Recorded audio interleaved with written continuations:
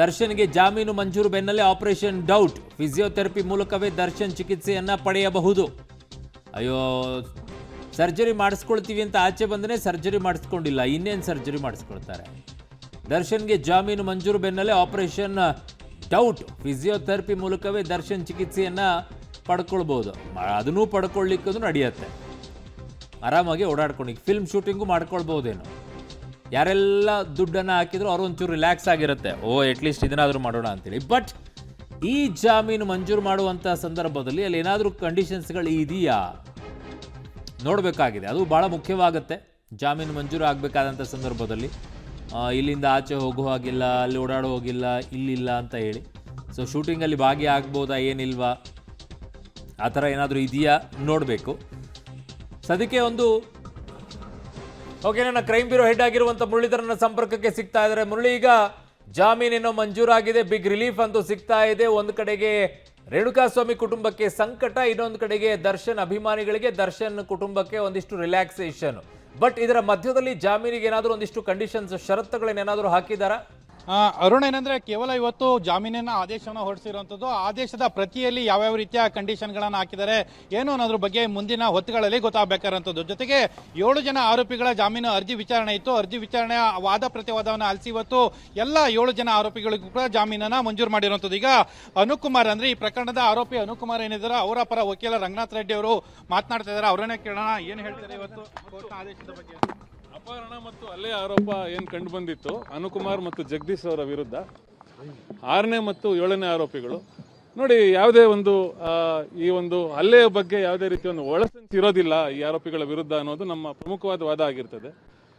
ತದನಂತರ ಏನು ಪ್ರತ್ಯಕ್ಷ ಸಾಕ್ಷಿಗಳು ಇವರ ಹೇಳಿಕೆಗಳನ್ನು ಪಡೆದುಕೊಳ್ಳೋದು ಎಲ್ಲೋ ಒಂದು ಕಡೆ ಅಭಿಯೋಜನೆಗೆ ಬಹುದೊಡ್ಡ ಲೋಪ ಅಂತ ಹೇಳ್ಬೋದು. ಯಾಕೆಂದರೆ 10 ದಿನಗಳ ನಂತರ ಏನು ಪ್ರತ್ಯಕ್ಷ ಸಾಕ್ಷಿಗಳ ಹೇಳಿಕೆಗಳನ್ನು ಪಡೆದುಕೊಂಡಿದ್ದಾರೆ, ಅದೊಂದು ಬಹಳ ಒಂದು ಅಭಿಯೋಜನೆಗೆ ಒಂದು ಹಿಂದೇಟಾಗಿರುವಂಥದ್ದು.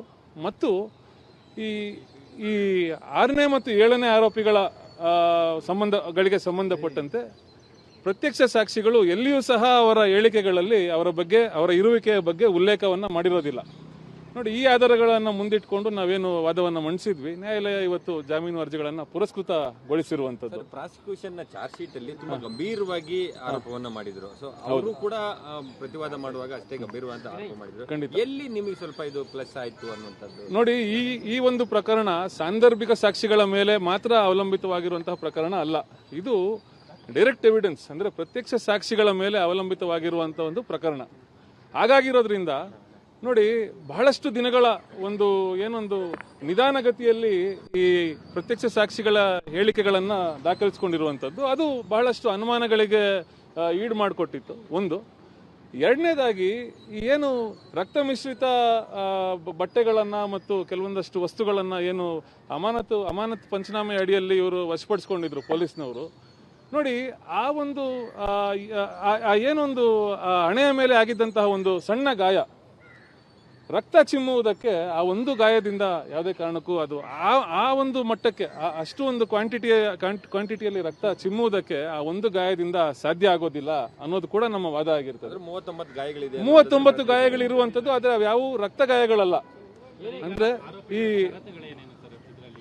ಮರಣೋತ್ತರ ಪರೀಕ್ಷೆ ಏನೊಂದು ರಿಪೋರ್ಟಿಗೆ ಸಂಬಂಧ ನೋಡೋದೇ ಆದಲ್ಲಿ ಅವ್ಯಾವು ರಕ್ತ ಗಾಯಗಳಲ್ಲ, ರಕ್ತಸ್ರಾವ ಆಗುವಂತಹ ಗಾಯಗಳಲ್ಲ.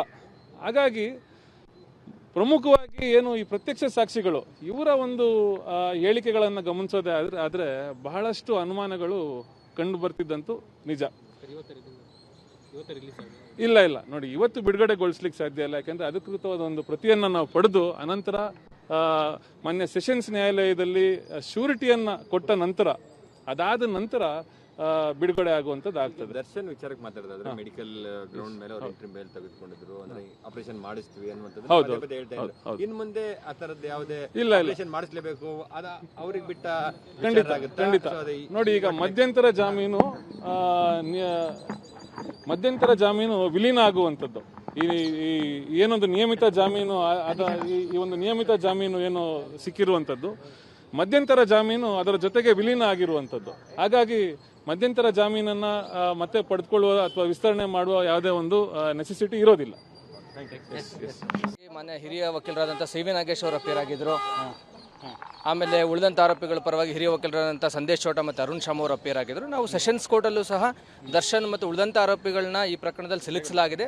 ಅವ್ರದ್ದು ಯಾವುದೇ ಪಾತ್ರ ಇಲ್ಲ ಅನ್ನೋದು ನಾವು ನ್ಯಾಯಾಲಯಕ್ಕೆ ಮನವರಿಕೆ ಮಾಡಿಕೊಟ್ಟಿದ್ವಿ.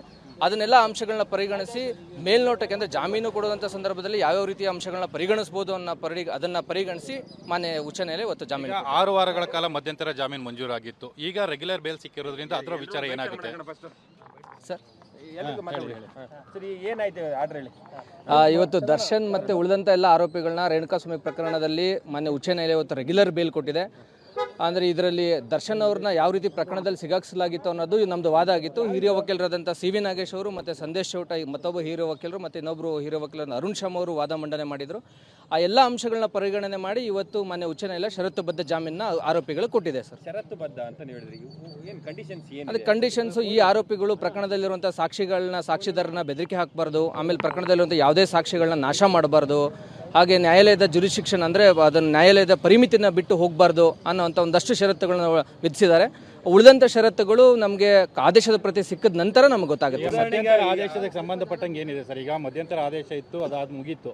ಸೊ ದರ್ಶನ್ ಪವಿತ್ರ ಗೌಡ ಸೇರಿ 7 ಮಂದಿಗೆ ಜಾಮೀನು ಮಂಜೂರಾಗಿದೆ. ಆದರೆ ಇವತ್ತು ಪವಿತ್ರ ಗೌಡ ಮತ್ತು ಇನ್ನುಳಿದಂತಹ 5 ಆರೋಪಿಗಳು ಆಚೆ ಬರೋದು ಕಷ್ಟ ಅಂತ ಹೇಳೋದು. ಯಾಕಂದರೆ ದರ್ಶನಿಗಾಗಲೇ ಆಚೆ ಇದ್ದಾರೆ.